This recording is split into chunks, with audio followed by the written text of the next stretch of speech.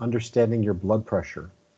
I'm going to introduce our guest speaker in just a second, but first, a little bit of housekeeping. Make sure to mute your microphones and disable your video. I think everyone's doing that. Just a note that this session is being recorded for those that are not able to attend today. So that's going to be up in Empower later on this afternoon. We will have a little bit of Q&A at the end of the presentation. So as our guest speaker is working through the information, if you have a question that you're thinking of, just jot it down, take a note, and we'll have some time at the end of the session for you to ask it. And as always, we have a post-session survey. We'd like to get your feedback on the session today, as well as ask for feedback for future sessions. We'd love to hear your ideas for future topics.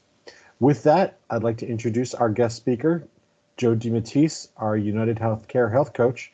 Welcome, Joe. All right, thank you, Chris. Hello and welcome to our presentation on understanding blood pressure, brought to you by United Healthcare. As Chris said, I'm Joe DeMatteis, your UHC health coach, going on year 4 now with the benefits year. Before I dive in, as always, I like to remind everybody, remember, take advantage of your Be Well incentives. You have until December 31st to visit your doctor for an annual physical for $125. Women can do an annual physical or a well woman exam, and then you can also remember to go to myuhc.com, log in, click health resources, and it'll take you to your Rally Health survey where you can also get $125. So, every calendar year you can earn $250 per individual, $500 per couple. And then at the end, I'm going to mention the Checklist for Life promotion that we have going on, where from March through May, you can earn a $25 American Express gift card. My camera. Let's dive right in. During this presentation, I'm going to explain, why it's important to understand your blood pressure and provide you ways, to help manage your blood pressure. A lot of the slides may sound familiar if you attended a few weeks ago on heart health. Again, this is February, American Heart Month, but specifically, we're going to define, what is high blood pressure. We're going to learn about those consequences of, if your blood pressure is left untreated. We're going to learn how to check your blood pressure. There are self-devices that you can buy at CVS and Walgreens. You can use your HSA and HRA money, which people aren't aware that they can do that. That is a medical expense. Risk factors for developing high blood pressure. We're going to learn healthy ways that can help lower that pressure, and also where to find help. So why is it important to understand blood pressure? So let's consider the following, and you can follow along on the slides there. 1 out of 3 adults have hypertension or pre-hypertension. Remember we said hypertension is a reading of 140/90, and pre-hypertension is just below that, and we'll get to the chart later in the presentation. Believe it or not, hypertension is associated with $48 billion a year in related healthcare costs. Just a staggering number. Having high blood pressure puts you at risk for not only heart disease and stroke, which are the 2 leading causes of death in the United States, but it's also the primary contributing cause of death for more than 400,000+ Americans, dating back to 2014. In 2014 alone. If you think about that, that's 1,100 deaths each day. And about 1 in 5 adults are unaware that they have high blood pressure. And my question to you is, are you in that 20% that is unaware? Additional facts, why does blood pressure matter? Well, high blood pressure increases your risk for dangerous health conditions. First, heart attack. 7 out of 10 people having their first heart attack have high blood pressure. First stroke, about 8 out of 10 people having their first stroke have high blood pressure. Chronic heart failure, chronic means long lasting. 7 out of 10 people with chronic heart failure have high blood pressure. And then kidney disease is also a major risk factor for high blood pressure. So what is blood pressure? Your blood pressure is the force of blood against the walls of your arteries when your heart beats and when your heart is at rest. We said, before, systolic blood pressure, that is the pressure, when your heart contracts. And then that's the top number. And then the diastolic, that's the pressure when your heart is at rest. So you probably recognize this chart from a couple weeks ago. Hypertension, that's the medical term that we use for high blood pressure. High blood pressure, as we said before, it may not cause any symptoms, and in fact, many people with high blood pressure don't even know that they have it. And that's why high blood pressure is called the silent killer. High blood pressure makes your heart work harder than normal, and it may place you at risk for heart attack, stroke, kidney failure, heart disease, as I mentioned just a slide ago. This chart right here illustrates the parameters that are used to diagnose high blood pressure. The systolic is the top. That's when the heart contracts. Diastolic is a number on the bottom. That's when your heart is at rest. Optimal pressure is less than 120/80. In any results greater than that signifies, either an elevated pressure or hypertension. Now, again, that's determined by a medical professional. That's not something that I would determine, if I were taking your pressure on site. It's usually 2 or more consecutive readings of that high blood pressure. So you may be asking yourself, why should I worry about having high blood pressure if I feel fine? Well, since high blood pressure makes your heart work harder and hardens the walls of your arteries, uncontrolled high blood pressure can injure you and it can even kill you. It can even result in death. As a matter of fact, like I said, it's referred to as the silent killer because it's progressive, but it has no symptoms. So you may not be aware over time that you're damaging your arteries, your heart, or other organs. And some of the possible health consequences that can happen over time, as I've said, stroke, that's when high blood pressure causes the blood vessels in the brain to burst or clog easily. Heart attack, that's when the high blood pressure damages the arteries and that becomes blocked and that prevents blood flow to the heart. Heart failure, that's damage to the heart and it fails to supply blood throughout the body. And then kidney disease, high blood pressure can cause arteries around the kidneys to narrow, weaken, or even harden, and then the kidneys will lose their ability to filter blood. Think of it as kind of like an oil filter, for a car. We need everything to function. Vision loss, believe it or not, you can strain the vessels in the eyes. And then even sexual dysfunction is the final. Understanding blood pressure readings is the key to managing your high blood pressure. And the American Heart Association recommends monitoring for all people with high blood pressure to help the healthcare provider determine, whether treatments are working or not. So, we said, as I mentioned a little bit ago, you can use those HSA, HRA funds to get a nice cuff at CVS or Walgreens. A good one will cost you $70, $80. The 7 sensors, they're just battery powered. You just put your arm in and press the power button, and it'll take your reading. When monitoring your blood pressure at home, it's important, that you get an accurate reading. First you should read the monitor's instructions just to make sure that you understand how to work it. And, after you have an understanding of how to use the machine, you want to follow these recommendations. You want to first make sure the cuff fits because, if your arm is too big for the cuff, it can have an elevated reading. You want to measure your upper arm and choose a monitor that comes with the correct cuff size. Most of them they're pretty big and they're adjustable for most size arms. You can also consult with your healthcare provider, regarding your results. I always said, try to record all your readings, the date, the time that you're taking it, making sure that you understand those readings. The nice things about these automated blood pressure cuffs, they usually record up to the last 10 or 20 readings. So it's always good that you can go back and check those out. Many things put a person at higher risk for developing high blood pressure, and some of these factors, we can't control, like genetics or age, but a lot of them are in our control. If we look at this list right there on the screen, in order to manage blood pressure, we must first be aware of the risk. A lot of people aren't aware. So physical inactivity, we can control that. Having an active lifestyle will help reduce all those risks, but being inactive, that's going to increase your risk of high blood pressure. And, having a great amount of physical activity that you do each week, excellent for not only your heart, but your circulatory system. Having an unhealthy diet, especially one that's high in salt. Foods are so high processed. A lot of people consume foods that are boxed, canned, packaged. That's not always a bad thing if you have a lot of sodium. I always say drink a lot of water, but if you do have high blood pressure, You want to try to reduce that. Good nutrition comes from a variety of sources, and it's critical to our health. And a diet that's too high in salt, overall calories, saturated fat, which are the bad ones, particularly ones coming from dairy, sugar, they carry additional risk of high blood pressure. The third one, being overweight, carrying too much extra weight puts extra strain on your heart and circulatory system. It could also increase our risk of diabetes. Drinking too much alcohol.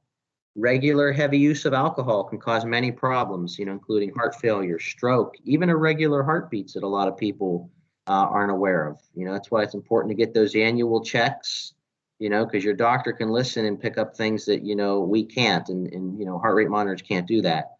It can cause your blood pressure to increase dramatically and also increase your risk of cancer, obesity, alcoholism, and, even suicide accidents. And then we have, our hereditary background, smoking and stress. We've touched on those many times. Those can obviously increase. So those are things that we can control. How about the hereditary, though? Family history, we can't control that. If your parents or other close relatives have high blood pressure, there's a chance that you can develop it. Age, the older you get, the more likely you are to get high blood pressure, because we age, our blood vessels, they lose their elasticity. They don't expand as much.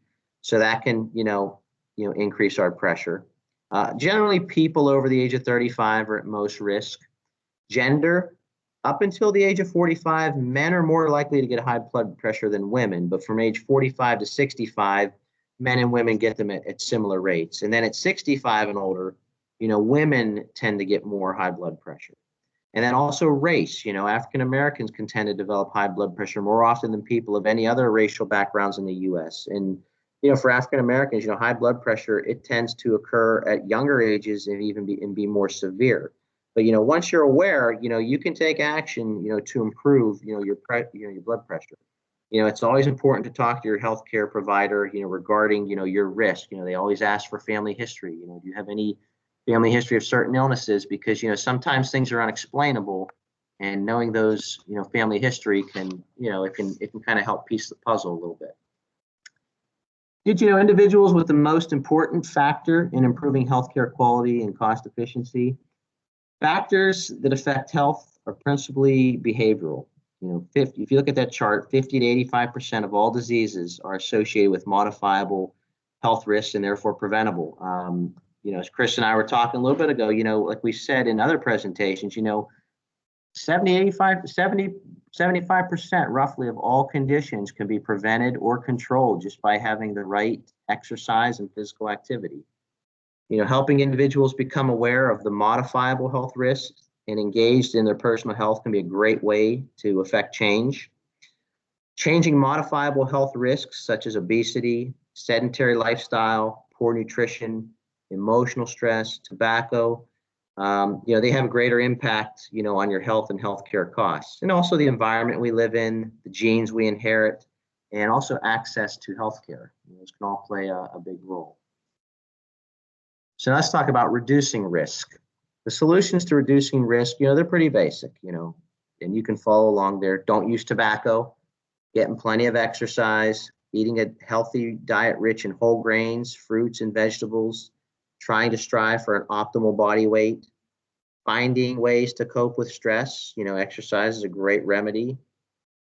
Establishing a relationship with a primary care physician. If you don't have one, remember you can go into My UHC, click on Find Care and Cost, and you can just plug in your address. It'll populate based on what you're looking for. Knowing your numbers, we did a presentation on before. Knowing your BMI, your blood pressure, your cholesterol, your glucose, and then obviously, you obviously want to take medications,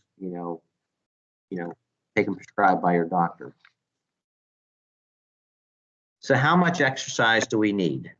The good news is you don't have to be an Ironman. As we said before, on the slide there, 30 minutes of moderate physical activity on most days of the week will provide many of the same benefits as strenuous exercise. Physical activity, that's anything that gets your body moving, including walking. The CDC recommends that adults get 150 minutes of moderate intensity of aerobic activity or 75 minutes of vigorous intensity, two or more days a week. of also muscle strength exercise, and incorporating all the major muscle groups, your legs, your hips, your back, your chest. A moderate exercise program can improve, heart and lung efficiency, muscle strength and flexibility, fat burning, which is going to help control your weight. It's going to help you sleep better. It's going to help in overall well-being. It's even going to help reduce other risks. So do we need vigorous or moderate? Vigorous, again, we said we can do both. Vigorous activity is when you feel challenged by the activity, when your breathing is hard enough so that when you want to have a conversation, it becomes a little bit difficult or broken. Think of it as like jogging, or if you're doing lap swimming or riding a bike uphill, anything that spikes that heart rate. Moderate, it's just a little bit step down. You're able to speak, but you got to exert yourself just a little bit. Think of it like as if you're mowing the lawn or brisk walking or things along those. So what are some examples of moderate physical activity? Getting 30 minutes of moderate on most days, like we said, along with a couple days of muscle strength activities, have been proven to show great health benefits. And some examples of the activities that are considered moderate are, and we have the list there, walking a couple miles in about a half hour. That's a 15-minute mile. That's a good brisk walk. Maybe some of you have gardens in your homes. Going out and doing 30 to 45 minutes of gardening and rototilling the soil or digging holes, raking leaves for 30 minutes, shoveling snow for 15 minutes, stair walking for 15 minutes, maybe going on like a 3-4 mile bike ride, or even just like a 1.5 mile jog. So why a heart healthy diet? The foods that we eat play a big role in blood pressure management, amongst others. A heart healthy diet includes foods that are rich in, eating a variety of, vegetables from all subgroups. I've mentioned before, half the plate should be fruits and vegetables. Eat the rainbow. Dark greens, red and orange, legumes, beans, peas. You want to choose vegetables, that are fresh, obviously, the most, then frozen, and then canned. Because, each time it goes to frozen to canned, the sodium increases, in order to preserve the freshness. But I always said, it's fine to buy canned, drain the water out. And, obviously, if you're buying fresh, you obviously want to make sure everything is washed and prepped. But, you can get the vitamins and minerals from all of them. Grains, you want to make sure at least half of your grains, are whole fiber grains. They say you should aim for roughly 25 to 30 grams of fiber a day. I always say if you're getting your 5 servings of fruits and vegetables a day, like, the FDA calls for, you're going to get your adequate amounts of fiber that way. Having a fat-free or low-fat dairy, including milk, yogurt, cheese, and, some fortified soy beverages. A variety of protein foods, including seafood, meat, poultry, eggs, nuts, seeds. You obviously want to trim all the visible fat away from the meat before cooking. And then if there's any skin, you don't want to try to remove the skin too, although some people do like the taste. But we want to make sure we limit our foods that are high in saturated and trans fats because they can raise cholesterol. The trans fats, those are your fried foods, your fried chicken, your onion rings, your mozzarella sticks, your French fries. And then your saturated, those are typically, your milk, your cheese, your ice cream, your dairy. You want to avoid the trans. Saturated, you can kind of modify a little bit. Remember, we said sodium will increase blood pressure. You want to be extra cautious if you have high BP. And then even if you don't have high blood pressure, sodium can still cause you to, have a headache and not feel great. I always tell people make sure you're drinking plenty of water if you're having high sodium foods to help, neutralize that. Red meat. If you do eat red meat, always make sure you compare the labels. You want to get the ones that have the leanest quality versus the lowest fat. Typically, I try to cut it off at the 80-20, 80% protein, 20% fat. And then obviously sweets and sugars and sweetened beverages, you want to kind of, modify that a little bit. So how much salt should we consume? Because I know a lot of people like to salt their foods. What is sodium? Sodium is a mineral that's essential for life. It is regulated in our body, by our kidneys. It does help control our body's fluid balance. When there's extra sodium in your bloodstream, it's going to pull water into your blood vessels. So that's going to increase the total amount of blood volume in our vessels. So with more blood flowing through, our pressure is going to increase. So that's why I said, when you make sure you drink a lot of water to kind of help flush that out so we don't, pull so much of it in. The average American diet, eats roughly, 3,400 to 3,500 milligrams of sodium a day. I mean, think about this. 1 teaspoon of salt contains 2,300 milligrams. The American Heart Association recommends no more than 2,300 milligrams of sodium, a day. And an ideal limit is not to consume more than 1,500 milligrams a day for most adults. But we want to make sure we limit the following foods to reduce sodium in our diet. If you buy any prepackaged or processed meats, anything that we have to prepare in boxes, as I said earlier, going to have a lot more sodium in it. I say any way that you can try to eliminate that, try to do so. But again, remember, some sodium is important. We just want to make sure that we kind of control that, especially if you do have hypertension or prehypertension. BMI or body mass index, that can be an indicator of fat, although I've mentioned before, it's not all ideal because, you could be someone that's mostly muscular, and it's going to say that you're overweight or obese. But, unfortunately, it's kind of difficult to buy accurate handheld or scale, body fat analyzers. But again, a simple BMI chart, if you're way over, then you know that, you have some work to do. As again, that can obviously contribute. Managing stress. Remember, there's good stress and bad stress. Stress is anything that's, our body's response to a demand.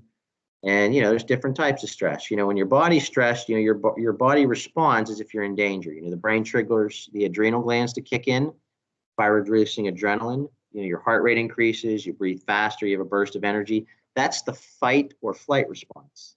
Now, although some stress is normal and can even be advantageous, it's the chronic stress that can lower your immune system and worsen your health.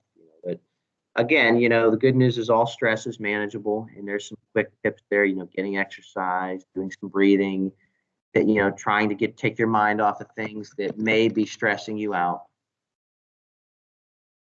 And some small changes to help reduce your risk. With small changes, we may be able to successfully reduce our risk and improve, the management of high blood pressure. Knowing your risk for developing high blood pressure, physical inactivity, eating unhealthy, having that high salt diet, being overweight, if you consume too much alcohol, obviously smoking and tobacco use. And then, those are obviously controllable, but then the hereditary background, it's good to know your family history too. But to control your blood pressure, don't use tobacco products. Try to get as much physical activity as you can. Any little bit's better than nothing. And, make sure you're eating a healthy diet, monitor your weight and stress. Oops, I actually slipped the slide. Any questions?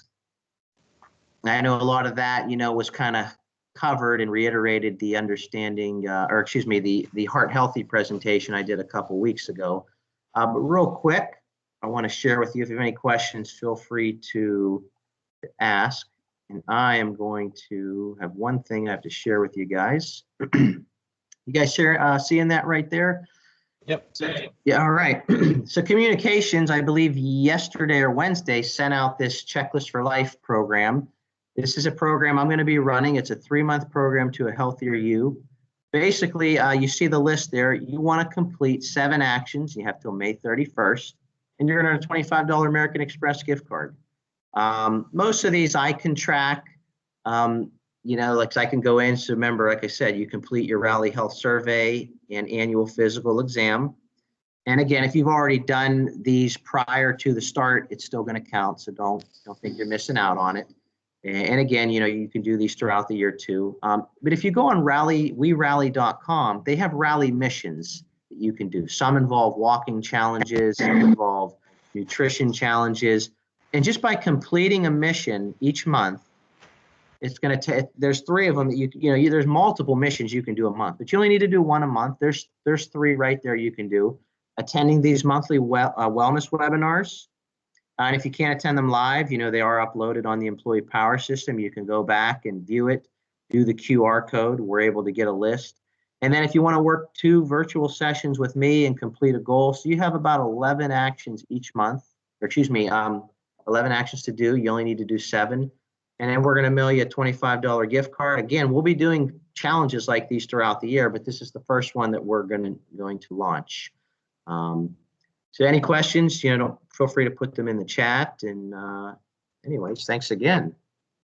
Cool. Thank you, Joe. And I am checking the chat, but if you have questions, and it's a small group today, so you can just unmute yourself and go ahead and ask Joe. Hi, Joe.